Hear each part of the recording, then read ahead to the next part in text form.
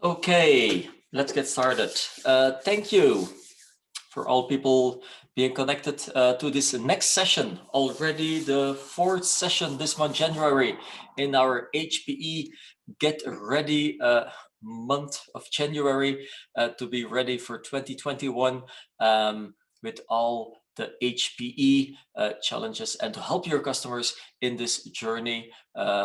For, I hope, an exciting 2021.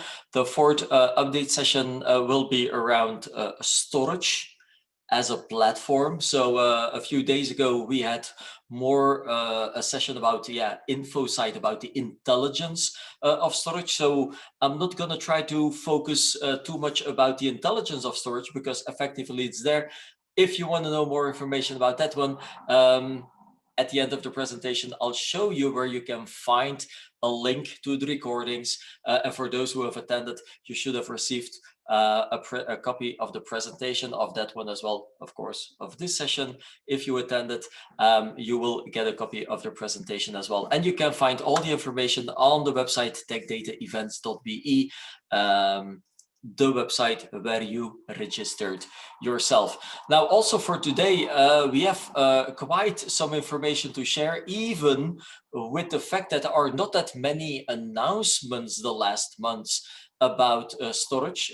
They're soon to come. So yes, you will get more update sessions as well in the near future with all the announcements that will be coming. But even then, without announcements, there are plenty of things that we need to discuss, that we see, the questions that we get from you, the HPE partners, our customers, and your end customers. We see the challenges of today with the pandemic. Even without the pandemic as well, we see people moving their data to a cloud. Now, a cloud, the cloud, what is the cloud anyway? There are too many clouds today. It can be a public cloud, a private cloud, a hybrid cloud, a managed cloud, an intelligent cloud. A cloud is just an experience, let that be clear. We see more and more customers coming back from that public cloud experience and creating that cloud experience on premises. One practical example is, for instance, GreenLake. Yeah, so GreenLake, the solution from HPE, says, why move your data to the cloud? We bring the cloud to your data. Back again, this is not a GreenLake session. If you want to know more about GreenLake, 2 weeks ago, we had also a GreenLake webinar. So also there's a recording. Also there is a presentation. Please contact us. You know where to find us. To get more information about that cloud experience together with HPE. Okay. On top of that, because we have that cloud experience or that need for it, we see also patterns happening in infrastructure. Okay, we still see today customers buying gear, an MSA, a Nimble, a Tripar, a server, whatever, something, and we have those on-premises workloads. And most of the time it's a software on top of it that will give you a cloud-like experience. And also with things like financial services at Tech Data, at HPE, with your favorite bank, whatever, we can also make this that you pay per month instead of paying in a one-time action for the upcoming 3, 4, 5 years. But so we have those connectors with the cloud, like Azure is doing and VMware is doing, and many other companies are doing. We have that hybrid workload. We have, if I take a look at an application, well, there are part of the application, most of the time the front end is running in the public cloud, but then also in the back end, we have all the data, all the analytics, all the databases on premises, which makes it even harder. Not really harder, but more challenging, because, by the way, where is my data? It's a little bit over there, it's a little bit over there.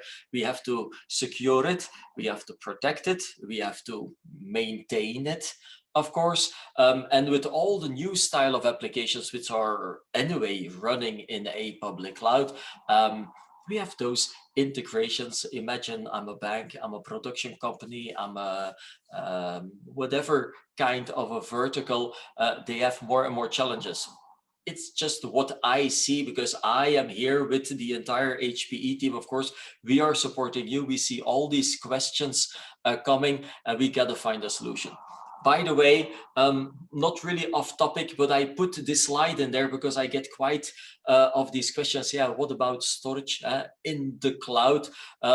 Because I think that most of you know what is a SAN. It's block-based storage. At that moment, we're connecting hosts or servers to that block-based storage. We have file-based storage, which is also known as a NAS. You see here in purple the typical protocols, different protocols that are being used. We're not talking about servers, we're talking about clients.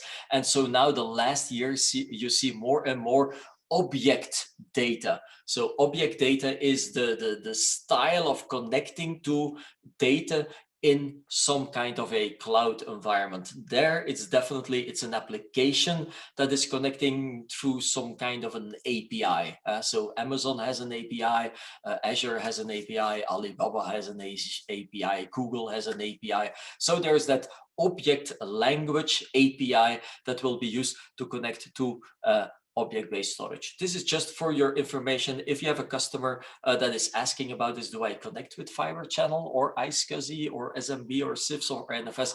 No, to connect to cloud-based storage. Also Dropbox, to give you an idea, they have their own API to communicate with their backend to store data over there. And so this is what we see. I think that you will recognize this from the last years, that at one moment in time, several years ago, everyone was making jokes about what? A Tripar, an MSA, all flash, you know what's the price? It's way too expensive. Well, today, believe me, we are selling more all flash solutions than hybrid solutions that is doing tiering. Even the Store Magic solutions, we're going to talk about that later as well, but that's entry level, high available storage built in a server. Well, also there we see most of the time all flash solutions, because the price per gigabyte and with the efficiency running on top of it and the simplicity of the management of that solution, we are definitely in a flash era. Also, take a look at a laptop. The laptops today, do you still see laptops with SATA drives? Please? Nope, barely, not anymore. Everything is now SSD. And by the way, there's even already next generation of flash and NVMe. So we see more and more NVMe storage as well.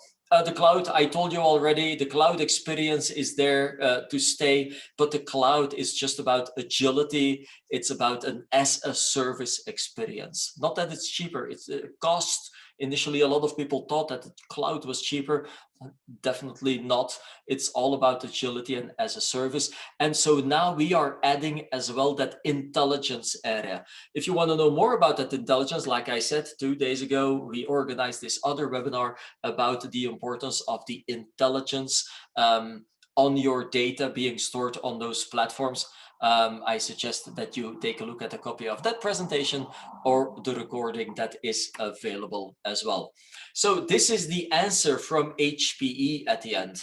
Okay, at the bottom we see the infrastructure, the gear, the products.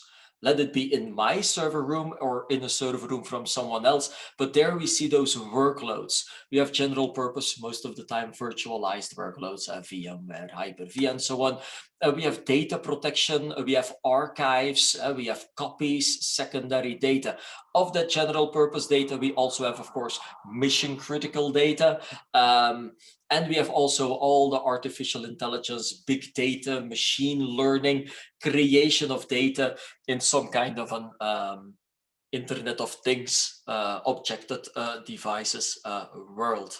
It can be on premises, or it can be happening, of course, in some kind of a cloud. So what HPE is doing is putting that global intelligence engine, being InfoSight, putting on top of it, and then we have that connector towards the business LOB, the line of business, the users who are using IT, those ones who are building, who are manufacturing, the hospitals, and so on and so on. We have all the type of administrators as well, managing, maintaining, using, creating data. on that infrastructure. And so this is what HPE calls an intelligent data platform. Yeah, I can talk for hours about this slide. Not gonna do that, of course, but probably in some kind of a marketing slide from HPE, you will see this one. You want to know more details about it? Hey, call me. I'll explain you everything. Now, of course, we're going to focus more at the bottom here, those types of workloads, and then which product that we need to choose to put which workload on. Now, before we can do that as well, there's another thing that we see happening in the world around us is about how we're going to pay for it. Okay, because since a long time, and it's not going away, it's still there. But I see a lot of companies saying, okay, I'm going to make a capital agreement with you. I'm going to pay now for that infrastructure. I'm going to buy, I don't know, an MSA or a Nimble with 30 terabyte. I'm going to pay it now for the upcoming 5 years. Okay, that's what we call CAPEX, capital expense. Now there are other customers that say, hold on, I don't want to pay now for 30 terabyte because today I need only 10 and then 12 and 15, but I want to pay for what I'm using or what I really need today and next year and in 5 years. Well, there are indeed financial models where you say pay as you grow. Okay, so we start smaller and only when you need it, we're gonna put it higher, and then back again, we're gonna put it higher depending of your need. Now, there are some solutions like, for instance, flex capacity and so on, and there it's an agreement of who owns the system. Is it HPE or is it you or the end customer? Yeah, this is a lot of leasing and other financial agreements. But why does that exist? Because this was the start to, for instance, and I want to give you an idea about that, about GreenLake, where GreenLake really says pay as you go. So pay as you go with GreenLake. It's on premises, it's at your location. We're going to give you that cloud experience. We're going to give you the local performance, the local control of local systems, but you're going to pay really of what you are using. Now, again, this is not a GreenLake session. For that, I'm going to have to point you to the presentation of 2 weeks ago that we organized. Also there, the recording is available, and also there we can help you. But this is two completely different things. At the left, it's one time transaction. You pay for your gear. Completely at the right, it's like the public cloud experience. You're going to pay just for what you're using. Know that with HPE, everything is possible, independent of the products that you're talking about. We can have a Nimble, we can have a Primera, we can have a Tripart, not really anymore, because now we're going to put Primera in there. We can have SimpliVity, but we can have all those solutions as a service. You're going to pay per month for what you need, of course. Know that it's possible. Yeah. Of course, we're going to focus today on storage. Also there, if we take a look at the storage strategy, which is not really the portfolio, but in the storage strategy, we see indeed two pillars. Yeah, two main pillars of where we're going to see that storage. At the left side, you see the system defined. That's what we really can touch. We still have the really traditional storage. It's not going away. Had that MSA, that XP array, a store easy array solution, which is a NAS solution, store ever, tape drives for archives, so long-term data retention. It's there to stay. Of course, we have that more intelligent storage, the all-flash data center solutions, like there is, you see the names, the Primeras, the Nimbles, the SimpliVities of this world. Most of the time, it's more hardware focused with software. While at the other side, there it's not the hardware that is most important, but it's the software that is most important. So the software defined storage from HPE as well is owned by HPE, but as you can see, it's called the HPE Complete Program, which is a partnership with a lot of third-party companies to deliver that most of the time object storage driven solutions, like there is, for instance, probably you heard about it, Cohesity, Cumulo, Scality, VMware, Microsoft solutions as well, and maybe as well you might recognize, because quite popular today, also StoreMagic. We have quite a lot of customers the last year with StoreMagic, really cool solution, and Zerto as well, if you want that automated disaster recovery and high availability with those solutions as well. So also there, of course, we can help you. When was it? I think it was 3 months ago that we organized StoreMagic webinar as well. Also there, the presentation is available. Now, this is the array positioning. So like I said, from the left to the right, you will see that everything goes up. The performance goes up. The flexibility of the solution goes up. The high availability of the solution goes up, and also the price of the solution goes up. So it depends all of the priorities and the requirements of that solution. So at that moment in time, we will sit together, we will talk, what do you really need? What is really the most important? The security, the high availability, the replication levels, the efficiency, or maybe the cost, because if you have to take a look at the cost, we're going to start in a minute. Next slide will be about the MSA platform, affordable acceleration. It's not expensive, it's rather cheap, and it can be fast. You can make it fast. If we're going to take a look more up, of course, a nimble solution, of course, it's already more, I don't say that it's expensive, but it's a little bit more expensive compared to an MSA. However, we can discuss about this because nimble is also efficient, and it's simple, and it has predictive analytics in there. So the experience, I like nimble a lot. Personally, I prefer nimble because it gives me a better experience.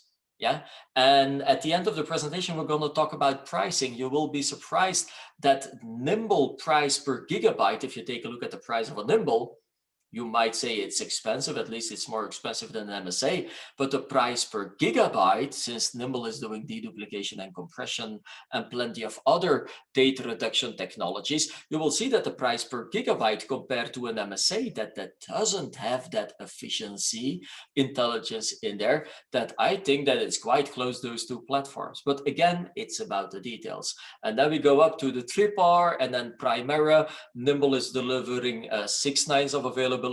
Primera is guaranteeing you 100% of availability. And then completely at the right, if you still have mainframes, you want all connectivity possibilities with all the availability and all the features and everything, and you have enough money, well, then we'll go take a look at the XP array, of course. To finish the last one, Simplicity and then Nimble DHCI. It's the same thing, it's storage, but it's hyper-converged experience. So it's compute and storage with some software all glued tiny together.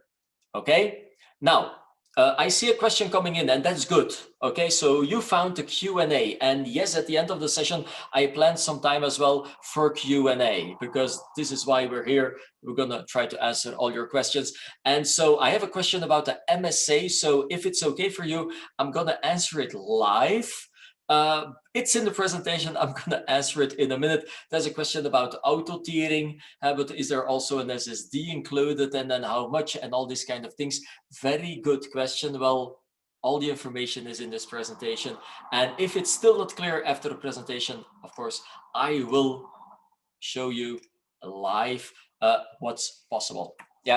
So there you go. I promised you we're going to get started from left to right.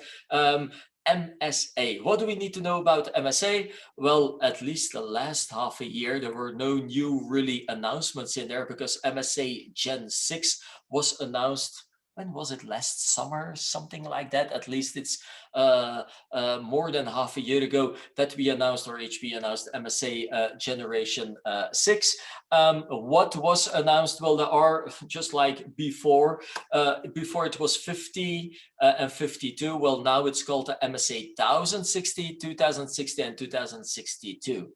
And what's the difference there? Well, the 1060 is the foundation, the base model. It's the low cost entry model. Small deployments, good performance, but for those customers with tight budgets. Now, also there is some expandability. You'll see, because by the way, yes, you get a copy of the presentation, and you will see that there are plenty of slides. I really took all the slides that I have, or at least a lot of them that are interesting, and put them in the presentation. So you will get a lot of information in one of the upcoming days when we send out a copy of the presentation, and the recording will be available as well. But so MSA, there is some flexibility. You can add up to 3 disk shelves, which gives you already quite some capacity as well.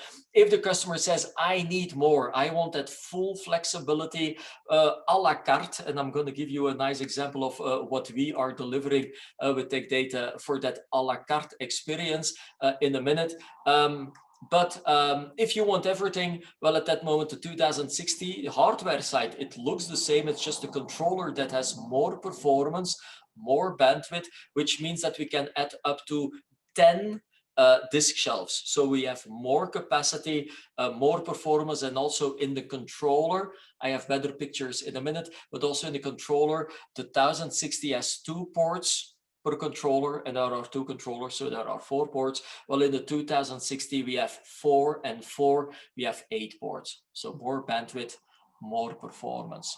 Now, some kind of way already an answer to the 2062, because in the 2062, there are 2 SSDs in there by default. Can you add more than 2 SSDs? Yes, of course, but there are 2 SSDs. And on top of that, the 2062 has the ADS license, the Advanced Data Services license. Why is that important? Yes, because it's that ADS license that you need for tiering. Okay, tiering is the intelligent mobility of hot data on SSDs and not so hot data on the hard disks, to do this in an automated way.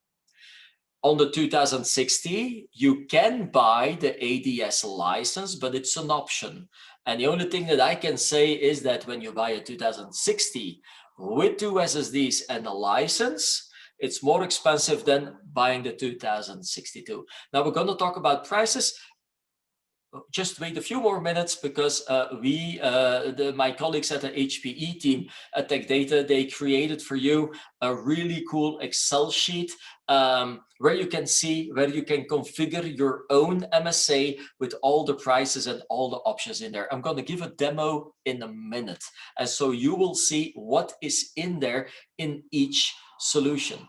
Okay, but the 2062 is like the 2060 with 2 SSDs and that tiering license. Okay, if you don't have that tiering license, yes, with the 2060, if you put some SSDs in there, you can do caching. So the read caching, it lowers the latency already, at least for read IOs, that you can do for free, let's say. So caching is included if you want to do the tiering, because the tiering will grow your capacity at that moment. For that you need that ADS license, and there the 2062 is the most advantageous product solution. Hey, pictures. Everyone likes pictures. I'm not going to spend too much time on it. So we have a new bezel. So the bezel in the front is new. At the back, we still have 2 controllers, 2 power supplies. Everything that can be made redundant is redundant. And yes, we have a LFF model, and we have a SFF, small form factor, and large form factor model with 12 or 24 drives in there. Now, very important, 6th generation is completely new. It's new hardware, which means that unfortunately it is incompatible. And why do I say that? Because I got some questions from partners already that says, hey, I have a 4th generation or 5th generation. Can I move those disks, or can I reuse something to go to the 6th generation? Unfortunately, no, because it is new hardware. So there you go. 6th generation chassis is incompatible with the previous generation components, including the SFPs, the controllers, the power supplies, the cooling modules, the drive modules, even the bezel. And important also there, the disk enclosures. So let that be clear. It is like that. We can't do anything about that. It's like that. Okay. Now, of course, if you have a 4th or a 5th generation and now a 6th generation, all the logical stuff like remote snap replication, moving snapshots in an async way to the other one, yes, this is possible, okay? But it's not a hardware because the hardware is really new. Now, there you go, we have pictures. Also there, an important change, because in the previous generation, the 5th generation, for instance, we had a SAS model, and then we had what we call a converged model. It was a controller with 4 ports or 2 ports, depending if it was 1000 or the 2000. But then it was the SFP, the GBIC, that decided if it was fiber channel or iSCSI. Well, now, from the 6th generation on, it doesn't work like that anymore. Now we have 3 controllers. It's or iSCSI, or fiber channel, or SAS. And so you cannot change from iSCSI to fiber channel anymore. Why? Because apparently no one did it. Once that they had chosen iSCSI, they never changed to fiber channel. Once they had fiber channel, they never changed to iSCSI anyway. Okay, so but there you will see in the Excel sheet that I will show in a minute that MSA Sizer that we created for you. Well, there you will see that we have 3 controllers. So there is an iSCSI model, SAS model, FC model. Important to know as well, but don't worry, my colleagues will tell you, but you will see in that sheet as well. We have here we're talking about the 1060 model, the 1060 entry-level model, the iSCSI model. As you can see on the picture, it is RJ45. Okay, so no optical cables there, it's only copper cables, RJ45, and on the 1000 series, like I just told you, there are 2 ports. If you want SFP plus, at that moment you will need to go to the 2060, because you will see in the 2060 that there we have the option for SFP plus as well for iSCSI. Okay, good. What do we see here? We have the possibility we can put SSDs in there, but like I said, it will be used as caching. If you add the ADS license, yes, you can enable it in here. Then we have a performance tier, and then we have those 3 tiers, the performance tier SSDs, standard tier 10K, 15K disks, and then the archive tier as those cheaper 7.2K midline SAS drives. So everything is possible in here as well. The only thing that you need to know is 2 ports per controller, and if you go for iSCSI, it's RJ45 only. Now, talking about SAS, since we only have 2 ports, in the 5th generation, we could only connect 2 servers in a redundant way. Yeah. Well, now in the 6th generation, we have that so-called fan-out cable. Yeah. And this is how it looks like. So now, only with the 1060, watch out, this is 1060 only. What you can do is with this fan-out cable, you can connect in a redundant way up to 4 servers. Okay, so if you have more questions about it, do you want to know the part numbers? Do you want to know the price? You're going to see it in the Excel sheet anyway, but hey, my colleagues in the HPE team will be glad to help you, of course. More information, the drives that are available at the announcement. So now, so probably in the future, there will be probably bigger SSDs and bigger drives and so on. But hey, for an entry-level model, I think it's already quite okay. Now for the 2060 model, so the big brother, there you will see that we have 4 ports per controller, so more bandwidth. And here you can see for the iSCSI model, so it's also 10 gigabit, but now it's not RJ45, but it's through SFP modules. And then of course with SAS, we have 4 12 gigabit SAS ports as well. Besides that, all the things that I explained are exactly the same.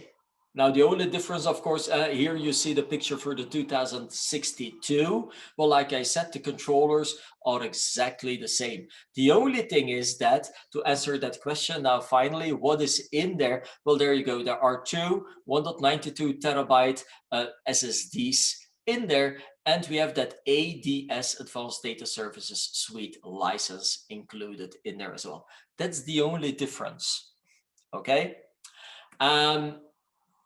What do we need to know more? Well, I told you with the 1060 we can add up to 3 cabinets. Well, now with the 2060 models and 62 we can add up to 9 of these shelves. It can be a combination, it can be a mix of SFF small form factor and LFF large form factor drive. So this is all possible. FYI for the cabling, also the cabling got simplified compared to the previous generations. There was a much more complex cabling, so now it's really in, out, in, out, in, out, in, out from top to bottom. And there you go. There is a configuration guide that is available on the HPE website that will explain you how to do it. But it's not, it's simplified compared to the previous generations. Talking about that license, so there you go. It's in the 2062. Yes, so here in the 2062, you will see that there the license is included, and in the 1060 and the 2060 and the 1060, yep, there that license is optional. And with the license, like I said, you can do tiering, so it goes further than the caching. Yeah, and you can also do more snapshots per system as well. Good. What else do we have? Because there is so much information about MSA. More about that licensing. So when do you not need a license? We're going to create 1 or 2 pools, and as long as you're doing read caching, or you only have a performance tier, or you only have HDDs, at that moment you don't need a license.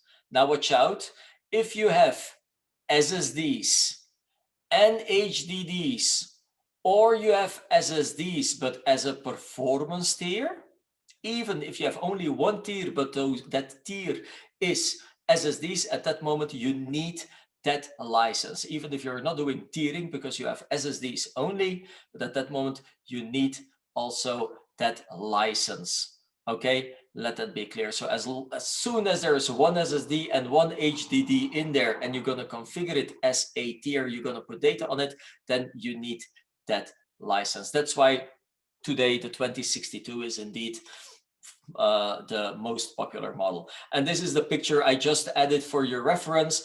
It gives you an explanation about those tiers with the capacity tier and the performance tier and the archive tier of how does it work. And then you're going to create those 1 or more virtual disk groups. But by the way, about those virtual disk groups, we're going to talk in a minute more, because this is for me the most important new thing in 6th generation MSA, which is the introduction of a thing called MSA DP+.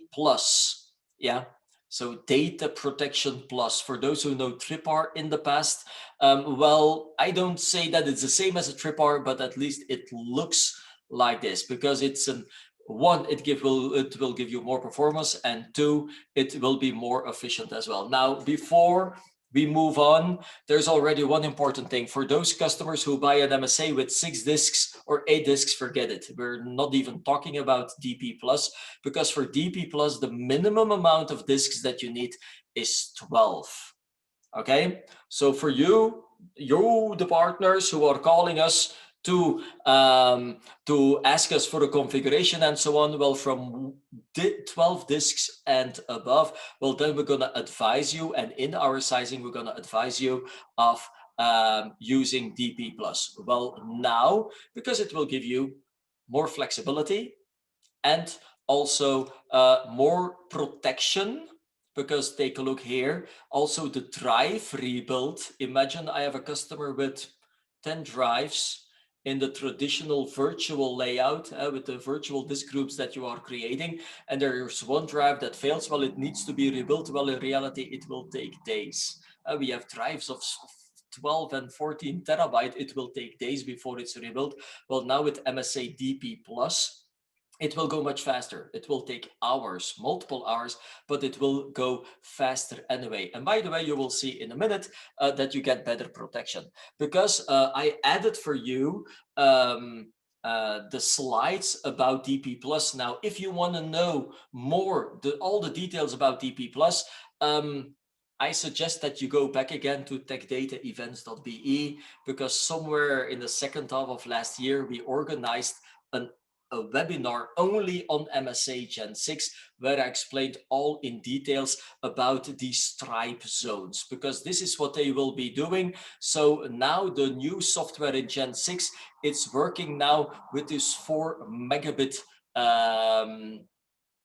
pages of data. And so now when you are writing data, that data is not written on one disk anymore, and then with RAID 5 or RAID 6 being replicated on another disk. Yeah, so now the system is automatically writing chunks of data across all those disks. And so how does it work? As you can see here, there's a practical example. If you want to write 8 gig of data, well, in reality on your MSA, it will be 2048 stripes of 4 meg. And now that data will be written across all the disks. Why is this better? Because if all your data is across all the disks, you get more bandwidth, you get more better performance anyway. Now, if a disk fails, also there we get much better performance, because now we have much more blocks on much more spindles, and so we have to reconstruct less data on that one drive that is being bad as well. So now let it be clear, one important thing: is this important for your application or for you as an administrator? Not at all, because let it be clear, this is for me a very important one, that striping, that MSA DP+, it's not more, it's not less than an addressing technique. Yeah, so it's just a technique of how MSA is addressing all those data blocks and where it's being written everywhere. So also for your VMware or your Windows or your virtual machines or your databases, there's no impact. It's just an addressing technique. By the way, DP Plus is not consuming any capacity as such. So it's not that there is overhead. Another advantage as well is about protection, because most of the time, if you have an MSA with 24 drives, we suggest anyway, it's the best practice to put spare drives in there. But back again, you have a spare drive that's waiting there, doing nothing until one drive is being broken or getting broken, and at that moment, that spare drive is being used to reconstruct all that data. That's not efficient. It's like a spare wheel in your car. That's not efficient either. It's better to use that wheel. Now with a car, it's not possible. With DP Plus, what you will see is we don't have spare drives. We have spare stripe zones. Yeah, so all the sparing is also written across all the disks. And so every disk will have a certain amount of spare stripes, if you want to call it like that, because by default it is RAID 6. By the way, no, we're not going to start with RAID 1 or RAID 5 or RAID 50. Nope, DP Plus is always RAID 6. 8 plus 2. Hold on, Bart, you said 12 drives? Yep, 12 drives. 8 data blocks, 2 parity blocks, and then we have those 2 others as a sparing. And so all your data is being written across all those disks. And so on the drive, if you're going to take a look logically on the drives, you will see that there are data stripes, but also spare blocks as well. And this is, by the way, why we can do much faster rebuilds and we can deliver you more performance. And so this is how it looks like with that capacity. So if you're going to take a look at the logical layout, so you will see that all those blocks, there are data blocks, there are parity blocks, and there are spare zones across all your disks. So at the end, yeah, all your data is virtualized. You don't know anymore, just like with Nimble and just like with Tripwire, by the way, and Primera, you don't know where your data is. Why? Because it's more efficient. We give you more performance, more bandwidth, and more data protection. The only thing that you need to know is, of course, we need 12 drives. And it's always RAID 6. And by the way, all the slides are in there with all the explanations. There's a nice video available as well, explaining the functionality and the advantages of DB+. You can find it on the typical websites, the partner website. You can find it on Seismic, and you can find it on PS Now. You will probably even find it on YouTube. Yeah, and here's an example of those rebuild times, because of course HPE was doing those testing, and as you can see, you can win a lot of hours when there's one drive failed, when there are two drives failed, in those different implementations compared to the previous generation. Okay. Also, by the way, about tiering, yep, the tiering mechanism, if you have the license, the tiering algorithm was also optimized. Okay. Result, yeah, better performance. Also back again, all the details for those who are interested, you get that copy of the presentation. And then, yeah, for those who like the SMU, the storage management utility, yep, also there is a new version of the management interface. Also, this one is aligned with all the other tools from HPE, like ILO and OneView and plenty of other tools out there. So we have a menu at the left. All the colors are typically the same now. And so this is just a screenshot. I think I have a second screenshot here as well of this is how it looks like to update the firmware. Everything is automated now for you. The experience should be much better.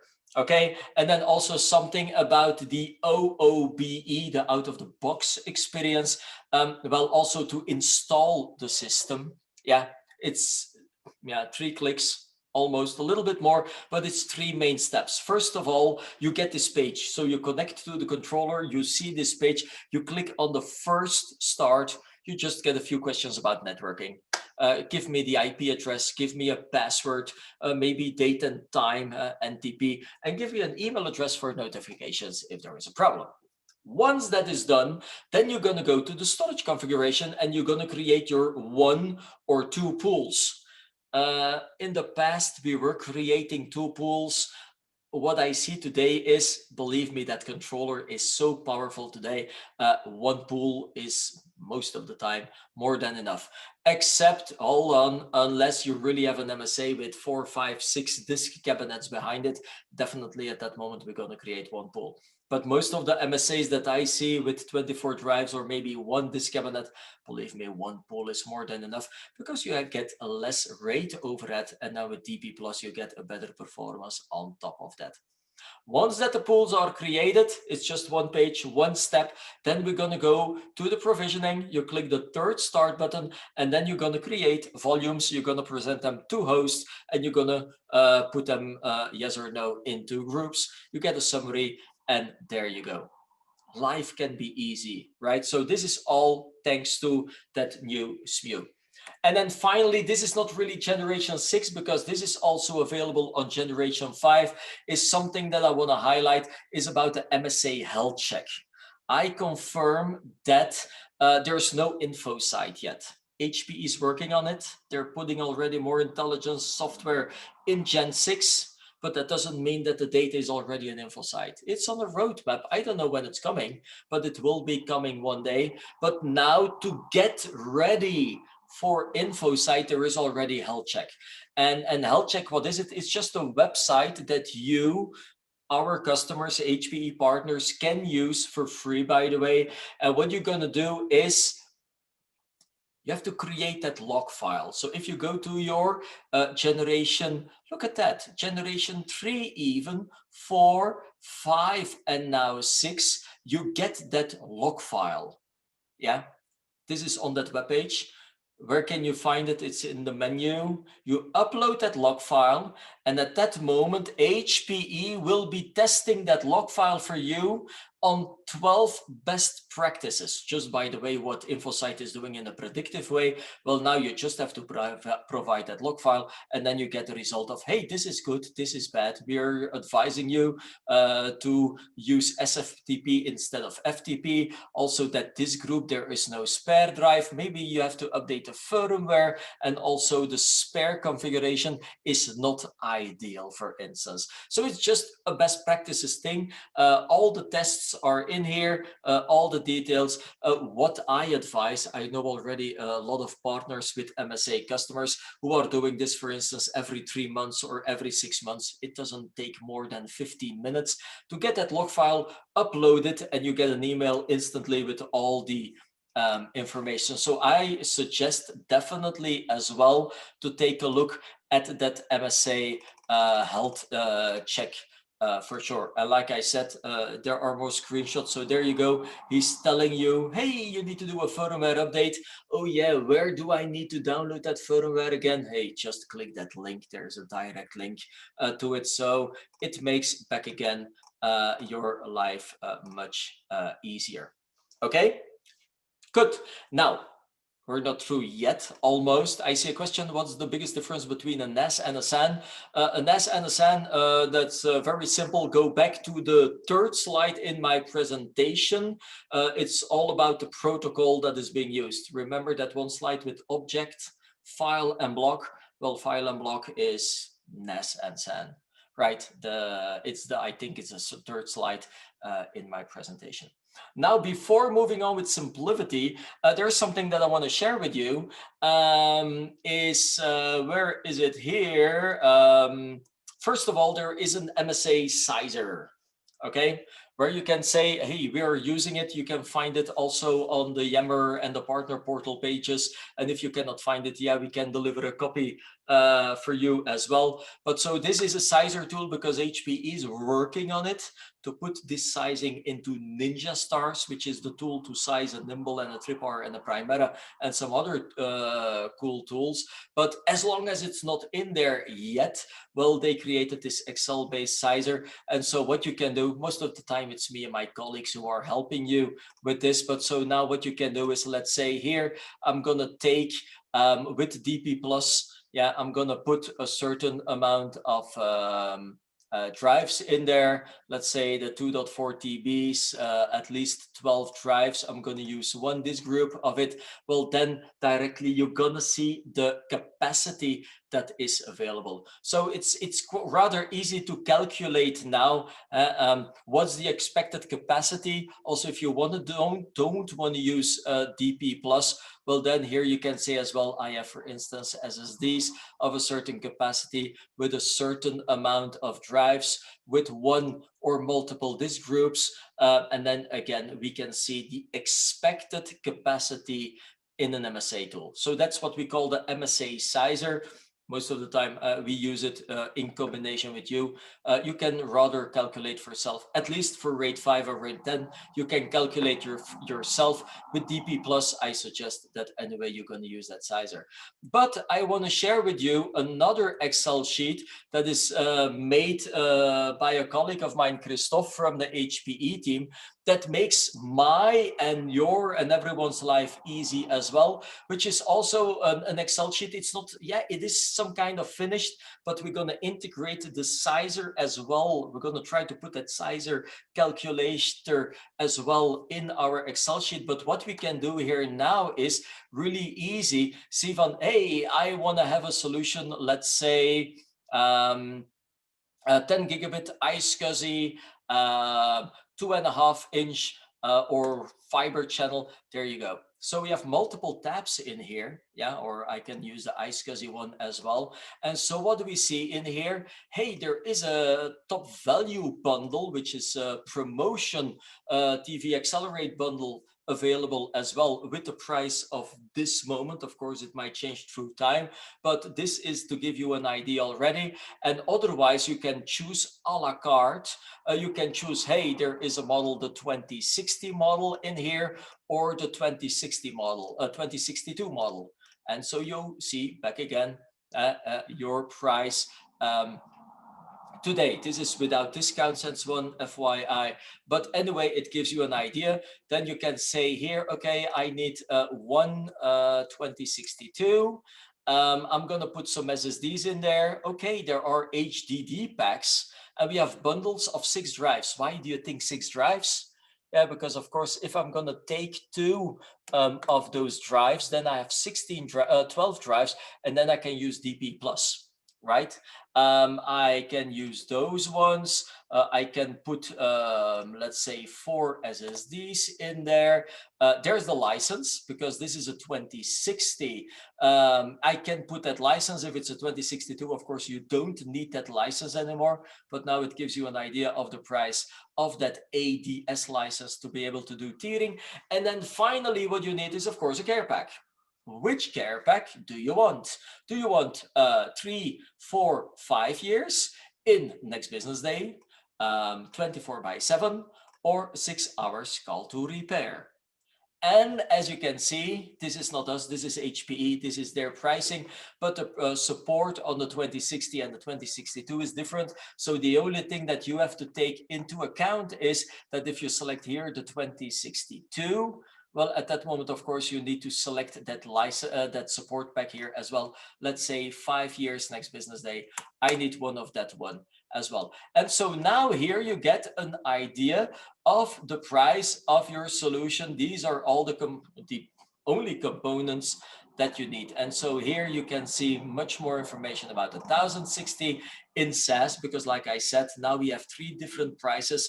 We have a SaaS price, we have a nice cozy price, and we have a fiber channel model price in LFF and in SFF. But this is personally, I think a really great tool that gives you a easy way how to see which components that I need for some sizing. And then finally, he added also the JBots, because of course, for a JBot, additional JBots, you want an SFF or an LFF model, and don't forget the cables, and don't forget the drives, and don't forget the support, of course.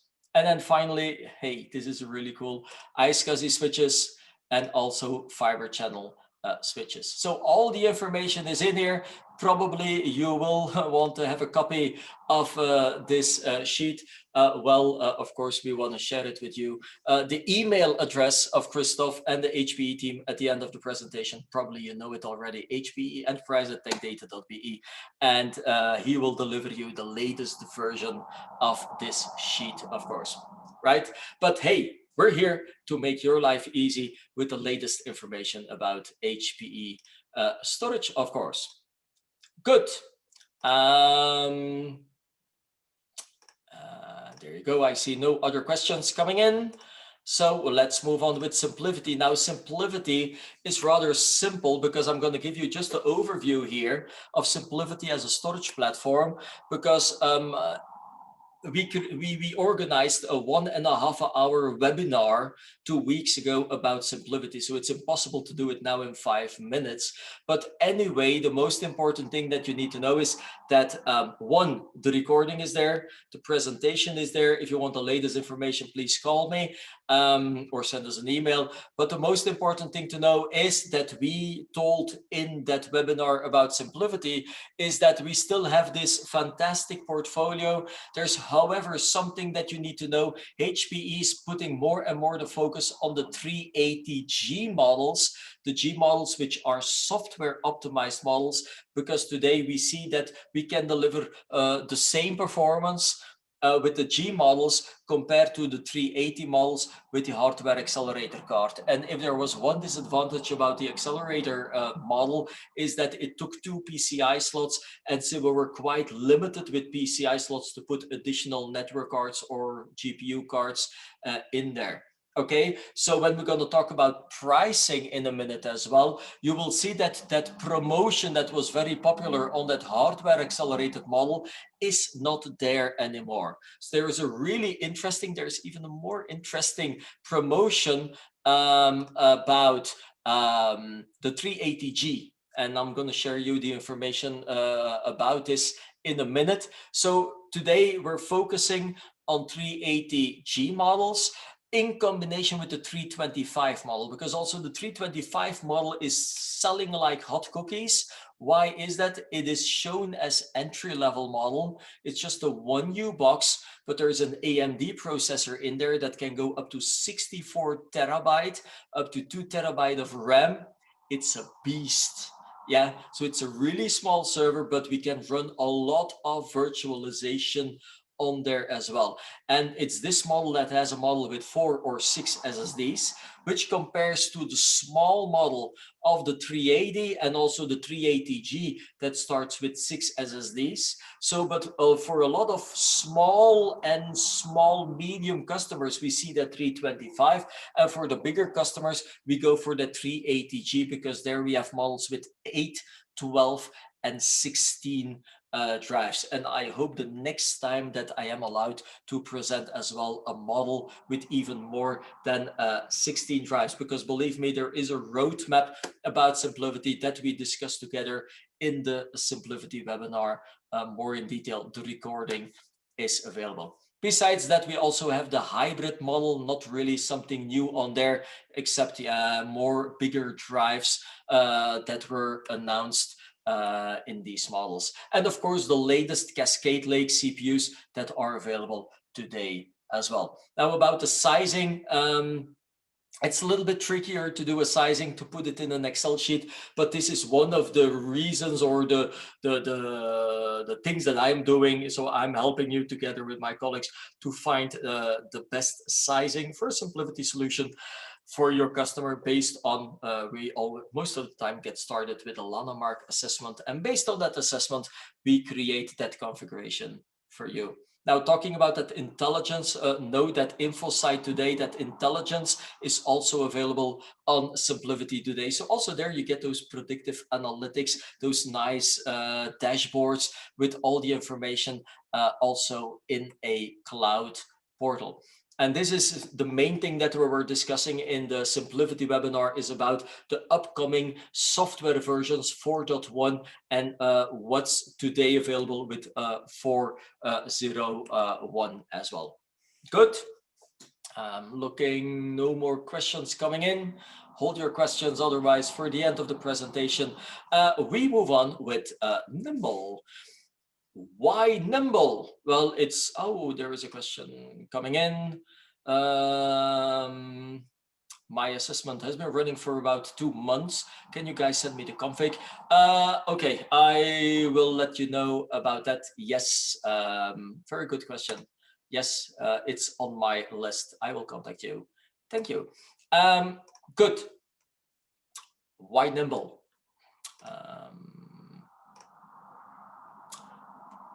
Nimble, because it's simple, okay? It's easy to install, it's easy to present to a customer, it's easy to buy for your customer, it's easy to manage, and it's easy to support. There's scalability, scale up, scale out. You can put bigger controllers for more performance, you can put more disks for more capacity, but it's independent of each other. All the other traditional storage solutions, you have to add capacity to get more performance, or you have to, all the other way around. If you add more capacity, you will, by the way, anyway, you will get more performance as well. It's one and the other. With Nimble, it's one or the other. So you can do this independently, and this is an advantage for customers because it's an efficiency thing. So the price will be lower. The customer says, I'm okay with the performance, I just need capacity. Well, we're going to add capacity, but he doesn't get that performance, or vice versa. Also, always on data services, all-inclusive licensing. So there are no additional licenses for tiering and all these kind of things like with MSA. Everything is included. Replication, snapshots, everything that was an option for MSA, well, by default, it's in here. It goes even that far that we can deliver quality of services as well. Okay, it's also efficient. Yeah, MSA is not doing deduplication and compression. Well, with Nimble, we can show you that we can put more data on less capacity as well, right? And it's resilient. We're delivering 6 nines of availability, 99.9999, which means that it's somewhere around, how much is it? 31 seconds of measured downtime per year. And by the way, that number is always, yeah, the 9999 is going up, and the downtime per year is still going more and more down as well.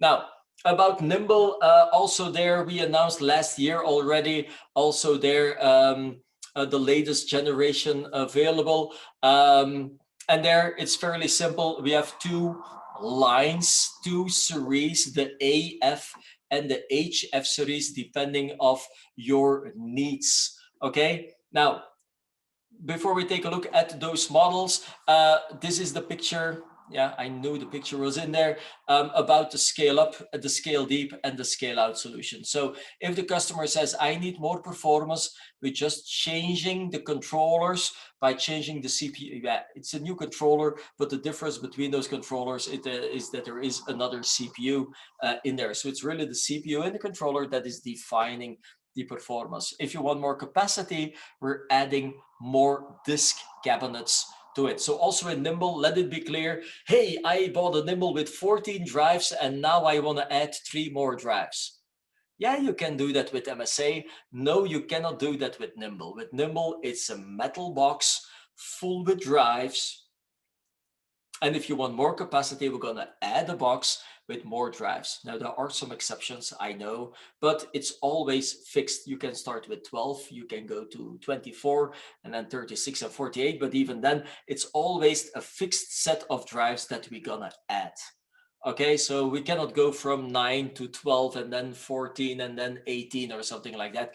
No, it doesn't work like that with Nimble, because remember, it needs to be simple as well. And we want to guarantee performance all the time. So there are also no RAID rebuilds and RAID reconstruction whatsoever. No, we don't do this.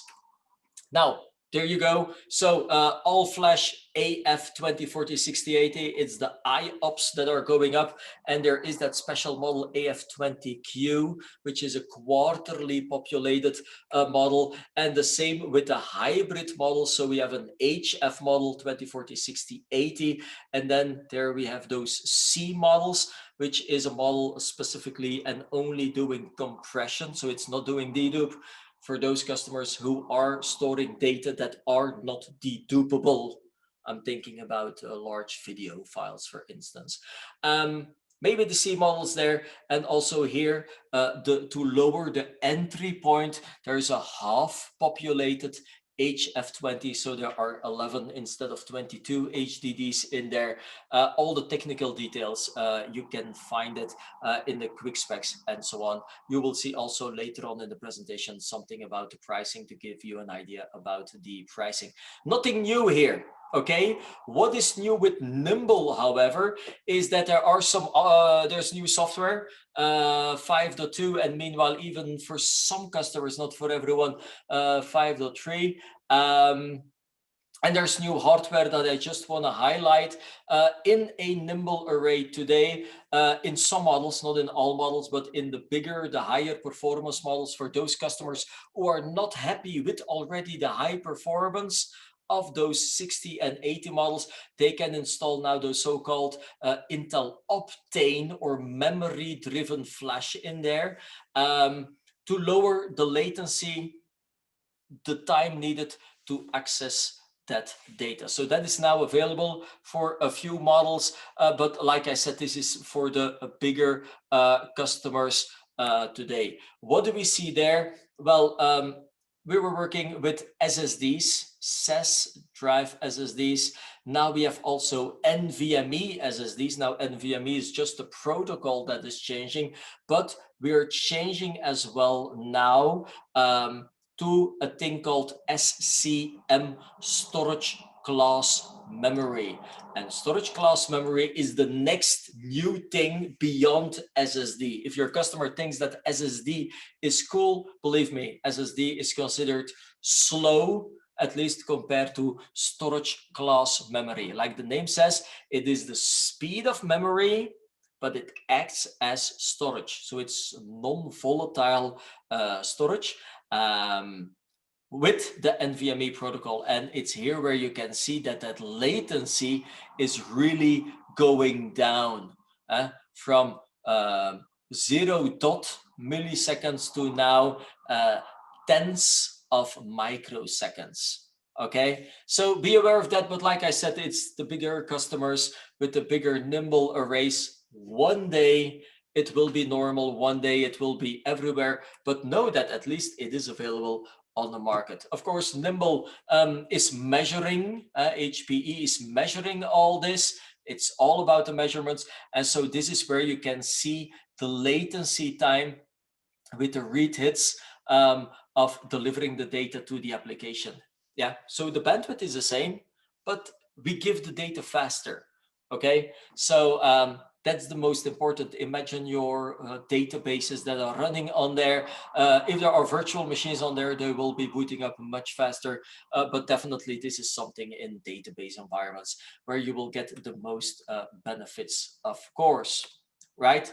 By the way, there are also new for the latest generation 5 systems.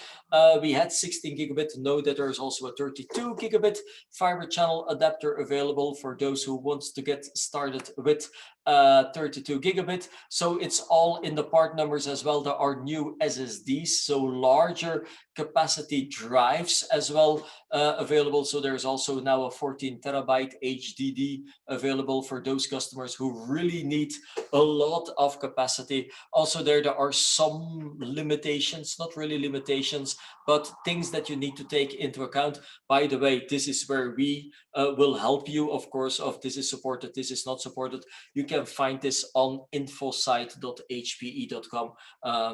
All those configuration options are in there. And by the way, if you know how to use OCA, for instance, one config advanced, also there in that configuration utility from HPE, you will see all these options available as well. Of course, hey, it's an update session. I'm sharing all the information that I have with you. Something about connectivity. Well, until now, by the way, Nimble is SAN, it's block-based, it is iSCSI or fiber channel or a combination of both. But anyway, I don't see anyone combining the two protocols anyway. But in fiber channel, there is direct attach. This is not new. We can connect servers directly to your Nimble array, or it can be through a SAN network. So with fiber channel switches most of the time, Brocade or HPE switches. Now as well, there's something that is rather new. It's called target-driven zoning or smart SAN. Marketing calls it smart SAN. What's the difference with the traditional SAN? Well, it's all about the logics, about the intelligence. In the middle one here with the SAN, with those Brocade or HPE switches, there is some manual configuration to do. You need to create zones, zoning, right? Not that it's complex. Yeah, it is complex. But anyway, you have to do it once. You have to say, this HPA is allowed to talk with this one, So you have to do some manual configuration. Well, now with target-driven zoning, smart SAN intelligence in your Nimble, well, now you don't have to do it anymore. So it's the Nimble that will configure those switches. Okay, back again, why? Yeah, to make your life easier, of course.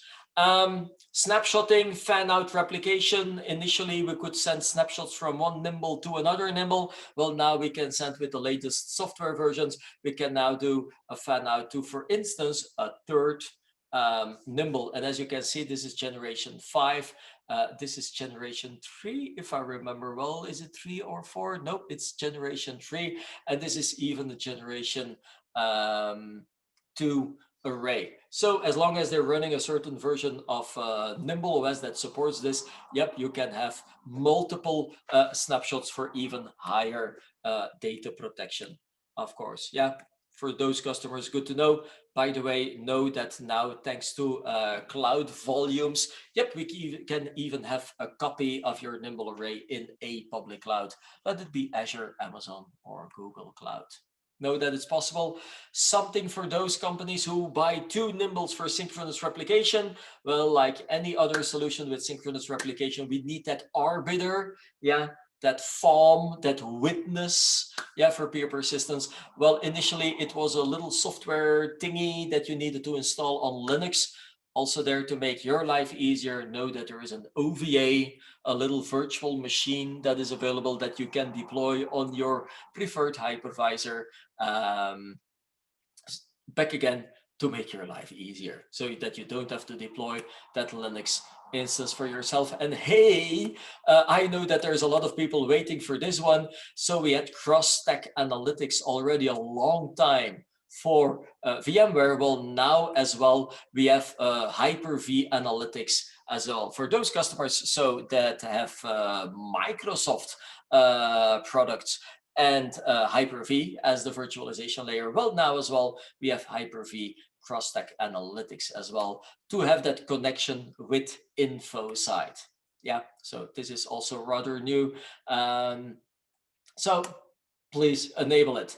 And then the final one, when we're talking about InfoSight, of course, well, if you have you as an HPE partner, until now, if you have a lot of customers with a lot of Nimbles, what did you need to do? Well, in InfoSight, this is a screenshot of InfoSight, you had to create multiple organizations, which isn't efficient.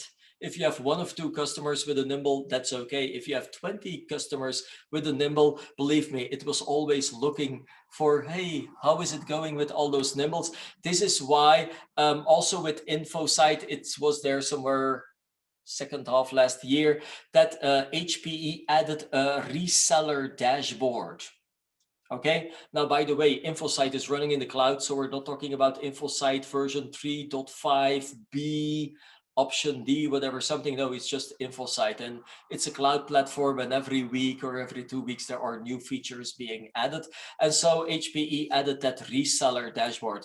And so now in one nice dashboard, I want to be the IT provider of, I want to have all these customers, because now in one screen, in the reseller dashboard, I can see all those Nimble arrays from all my customers, and I can see how good it goes, how bad it goes, if there are hardware issues, if the support contract is almost at its end, if there are recommendations on the hardware, maybe upgrade the controller, recommendations on the software. Hey, Mr. Customer, there is a new software version 5.2. something. Well, all these recommendations from all your customers with all their Nimbles, one dashboard. And so here, the salesperson, I see some salespeople in the list, yes. So all those salespeople, they even can use InfoSight, because now they can see here, oops, I see here in 2 months, the support end date of that Nimble of that customer is there. This is a good moment to call my customer to sell him more care packs, or maybe sell him a new Nimble. Just pick your phone and call him to say, hey, how's life? Yeah, pandemic. But also, hey, we need to talk about the support of your storage array. One console for the technical people, but also for the non-technical people. Okay, know that this one exists as well for free. It's there just by logging on InfoSight. Now, we were talking a little bit about SimpliVity, which is a hyper-converged platform. Know that also based on Nimble, we have DHCI. Now, it is HCI, but it's disaggregated HCI. With SimpliVity, we have server and storage really in one. If the customer says, I need more compute, buy a SimpliVity node. I need more storage, buy a SimpliVity node. Yeah, but then I need a VMware license. Yeah, it's true. It's like that. It is hyper-converged, remember? Well, now with Nimble DHCI, we have that flexibility, because Nimble DHCI really says, I'm going to go to this slide here. We have that flexible scaling about compute. Mr. Customer, if you want more compute, with DHCI, you can add more compute without impacting storage.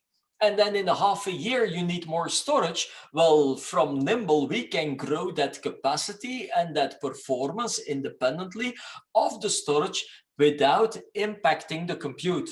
And so this is, I'm going back one slide now, this is why SimpliVity has a lot of advantages, but also DHCI has the reason to exist, depending on the needs and the vision and the scalability that that customer wants or needs. Of course, beyond DHCI, we still have a thing called composability, which is the same thing, but then we're talking about the Synergy platform, because there we have the most flexibility, scale up, scale out, scale deep, whatever, with compute and storage, of course. Composability goes a step beyond hyper-converged. But to give you an idea of where DHCI is sitting in that hyper-converged experience, what's the advantage of the HCI? Nothing really new there, because most of the intelligence is sitting in software, not really in hardware. Technically, it is, as you can, these are the advantages. If you like this, call me, I'll give you a demo. 15 minutes, rack 2 apps. You install the servers and the Nimble. In 15 minutes, the software is installed. VMware, vCenter, volumes, connected to all your servers. In 15 minutes, you can put your virtual workloads on there. Of course, with Nimble hardware, we have 6 nines of availability, and we have 0 resources wasted, because we can scale up like we need independently of each other. And then if we're talking about the hardware, well, this is how it looks like. Yeah. What do we see? We see Nimble hardware, latest generation 5. Today, it's an iSCSI solution only. There's a technical reason for that, but most of the Nimbles anyway are iSCSI. We have that SCM model available with storage class memory, even that we were talking about a few slides ago. On the compute side, also there were some changes. It started with DL360, DL380. Well, today we also support the 4-socket machines, DL560, DL580, and we also have AMD models, DL325 and DL385. On the hypervisor level, 6.5, 6.7, 7.0, the software is based on vCenter, and in the vCenter we have some integration, some plugins in there. We have the DHCI stack setup, which is the setup software. Once that it's set up, remember that 15 minutes thing, once that it's set up, we have the DHCI stack manager, which is there just to manage. You're going to manage your Nimble from within vCenter. That's the whole idea. You need to create a volume. You don't have to go to Nimble. It's all done through that one hyper-converged experience inside vCenter. And also to do the upgrades, you'll see that on the second slide from now, you will see as well that on the upgrades, there is a lot of progress of advancements in there, new things, because we're moving to that single click upgrade. With just one push of a button, the software will update the Nimble, it will update the firmware of the hardware, it will update the ESXi on the host, and it will update the vCenter. So the hardware and the software and the DHCI stack manager, so everything will be upgraded with one click of a button. Okay, so that's the whole idea. That's the intelligence that is coming. You'll see that on the next slide from now. But what is Nimble DHCI? Well, if I have to explain this to my customers, you or your end customers, it's fairly simple. It's hardware with software, and you have full flexibility, full scalability on storage side and on compute side. And on storage side, you even have more flexibility on the performance of the storage or the capacity of the storage. That's the whole idea. Now, there are these are the main building blocks. We're talking about 2 use cases. If it's a new customer, we're talking about greenfield.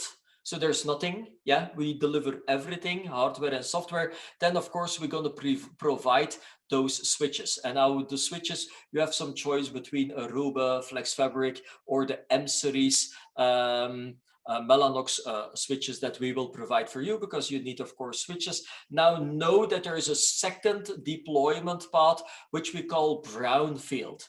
And what is brownfield? Well, brownfield is an existing environment. So it's even possible that you have a customer with existing servers. Now it has to be a ProLiant server, generation 9 or 10. So if you have a customer with a generation 6 ProLiant server, I'm sorry, it really will not work. But anyway, you have to have another discussion with your customer, because my smartphone today is faster than that ProLiant G6 server, almost.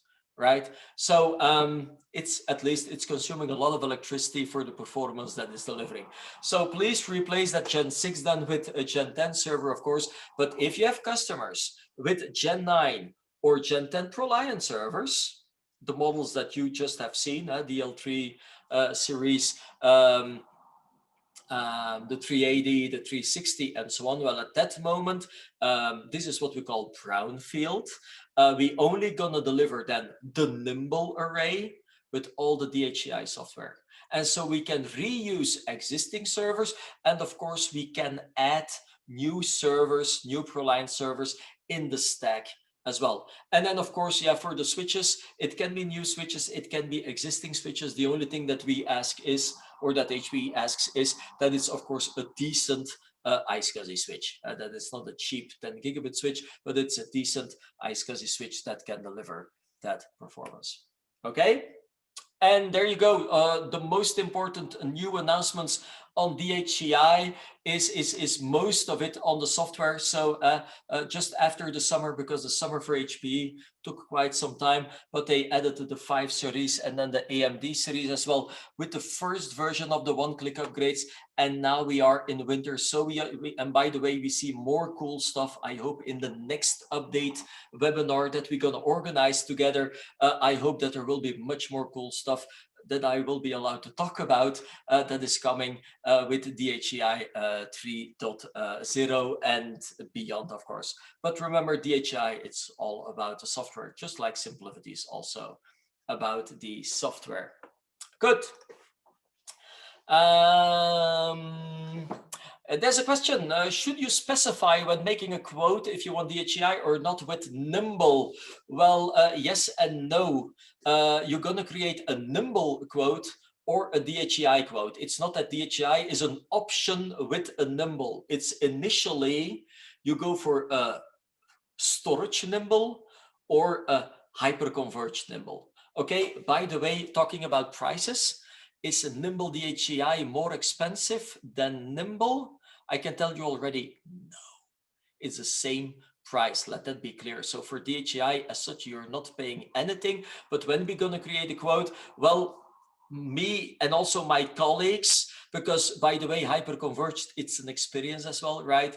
We're going to ask you, what do you need? And if I see that it's a new customer or he's replacing storage and servers and he doesn't want to recover anything, if it's some kind of a greenfield or a brownfield with Gen 9 and Gen 10 servers, at that moment, I will propose to you, or my colleagues from the HPE team, they will ask you, hey, did you think about DHCI? But it's not that DHCI is an option on a Nimble. No, it's not like that. So it's really another quote, because not technically, but for HPE, it's another product. It's a hyper-converged, even better, it's a disaggregated hyper-converged product. But anyway, this is one of the things that I will ask to you when we support you, when we go to your customers. It's another story. We're talking about DHCI. We're not talking about Nimble as such. Nimble is just part of DHCI, just like a ProLiant server is part of SimpliVity. Yeah, we're not talking about ProLiant, we're talking about SimpliVity. Here we're talking about DHCI, we're not talking about Nimble. DHCI has all the advantages of Nimble and all the advantages of InfoSight and all the advantages of ProLiant, blah, blah, blah. But it's DHCI, it's an experience. Yeah, and that's why DHCI is not an option on a Nimble. So it's really another config, other part numbers that we have to provide to you. Okay, we're almost through. Primera, nothing really new to mention here. Now, Primera is anyway high-end. What they did is Primera is all the best from Nimble and Tripar. They took the best of both worlds together with InfoSight, and there you go. It created a new nice baby called Primera. It's not a baby anymore because it's already more than a year. It's there, 1.5 years. We have multiple deployments already, multiple success stories. We have multiple models. I'm not going to dive too much into detail because this is really a higher end environment, also a higher end discussion with our customers. Also there we have a lower, a medium, a higher end model, 630, 50 and 70 delivering more. the whole idea, just like we have seen with MSA and like we have seen with Nimble. I added you because technical people like these kind of building blocks and pictures. So we have multiple chassis. We have four controllers. Nimble and MSA is two controllers. Well, Primera goes beyond that because with Primera we have two, but also the possibility for four controllers. Four controllers means more performance, more bandwidth, more, of course, right? Also there, a really easy user interface. Also there, just 20 minutes rack to apps. It's probably a little bit heavier to be installed in the rack, but also there, it's easy to install, it's easy to provision, and also there, no risk upgrades. It's just a click of a button and it will update everything for you. I added for you some pictures about user interfaces. Like I said, if you really have opportunities, if you have customers that like Primera, call us. We're going to help you with the sizing, with the quoting, with giving demos together with the experts at HPE. Of course, but then again, like I said, it's the best of both worlds. So the all-inclusive software from Nimble, from SimpliVity, well, here as well, you will see almost everywhere at HPE, except that ADS license from MSA. But besides that, almost every solution from HPE has that all-inclusive licensing as well. And now you will see all the magic, all the new stuff is not really in the hardware, but also in the software. There are evolutions in hardware, of course, like NVMe drives and SCM storage class memory, like you have seen on Nimble. Of course, it is happening as well on Primera, but all the magic is in the software with version 4.1 and version 4.2. For instance, here you see since 4.2, they support as well NVMe SSDs, for instance, to give you better performance, more redundancy, more. I just put it in here as a reference. Okay, now if you want more information anyway, because we arrive almost at the end of our presentation of our webinar. However, there is one more thing that I want to mention is, of course, if you have any questions, technical, not so technical, we have account managers for the non-technical part. We have technical consultants. We have sales specialists to create the configurations for you. So please contact us. The phone number is there. The email address is there. So let us know your needs, what your customer needs, and we will help you with the sizing and the configuration. Now, before we close, there's one more thing that I want to highlight, is that because I noticed that not everyone is aware of this, but there is, I talk technical, there's also something that I want to talk about is pricing. Everyone is talking about pricing, because pricing is important. And I see too often as well those questions, yeah, but isn't that expensive, and so on, and the competition is cheaper. I want to highlight a website which is called hpesnap.com. It's probably your account manager, your PBM from HPE or from Tech Data. They should be telling you about a website or the partner portal or HPE Snap, but this is, for instance, where you can find the latest information, marketing, technical, but also pricing about HPE solutions. And we recently received, it's by the way, every 3 months, where is that slide? There you go. Know that there is a promo pack that is being released by HPE Belgium, okay? And I just want to highlight to give you an idea to get started about Nimble. Since many years, at least since 2 years, multiple quarters, there is that Nimble starter kit.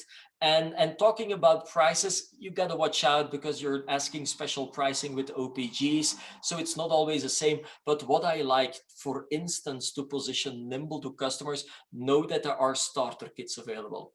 Yeah, that AF20 and that HF20 is very popular. And if you take a look here, this AF20 list price, normally it costs around 100K, and 100K, that's insane. I know it's very expensive for an all-flash array. Hey, but that's the price, it's an all-flash array. Know that there is a promotion that we can help you to position. So this is our price around 26K is the reseller indicative buying price. So that's your price that you're going to pay. In reality, it will just even a little bit lower. Maybe it depends on the moment of the month. But anyway, you get quite some a lot of storage in here at 20 terabyte all flash for 26K. That's somewhere around 1.3 euro per gigabyte, which is not bad. Now, if you take a look further, because there's an AF40 as well, which is more performance and a little bit more capacity as well. But the most popular model that I see today to get started is an HF20. When you ask me, hey, how much does a Nimble cost? Well, take a look. I don't say that it's 23K, but it's only 0.59 euro per gigabyte, because this bundle, so here you see all the part numbers, this is an HF20 with certain capacity, 40 terabyte, effective usable capacity. There is a lot of bandwidth, iSCSI in there. Like I said, it's all-inclusive licensing. And by default, if I remember well, it is 3 years support. But from this configuration on, we can go up. And so I just want to highlight as well, if you didn't know about this one, know that we can share, of course, these starter kits. Also for simplicity, by the way, because yeah, this is timeless storage as well in there. And we have a thing in the cloud called Cloud Volumes. So also there we have more information about it. But for instance, as well, this is what we discussed 2 weeks ago or last week in the Simplicity webinar more in detail, but also on Simplicity apparently is being expensive. Well, know that on Simplicity, we can deliver 2 Simplicity 325s for less than 20K. Server, storage, Simplicity experience, everything is in here except the VMware license. So this is all inclusive except the VMware license. Yeah. So this is really good pricing. This is selling like hot cookies. And by the way, this is the entry-level model Simplicity 325. But know that we also have the same starter pack on the 380G model with 7.5 and the 10 terabyte model with 6 and 8 SSDs for somewhere around 25, 26, 28K. 2 servers with all flash storage, everything in there. The only thing that you need to provide is a VMware license. Believe me, these are really very strong prices to use to go to your customer. Okay, so we're not only helping you technically, but also to find the best pricing, of course, to win more deals. Okay, and that's why I'm proud to be part of this team. Please contact us. Please let us know. I'm already 1 minute beyond time, so I'm sorry for that. Thank you for spending your time with us. Of course, I will stay online. If you have any questions, I will answer them. Otherwise, thank you for attending. Stay safe. Keep on checking techdataevents.be because we will be organizing new webinars next week. FYI, next week we have 2 webinars about Aruba. Also there, feel free to register. It will be really cool sessions as well. And otherwise about storage, please let me know, please contact us, and maybe see you next time. Bye-bye.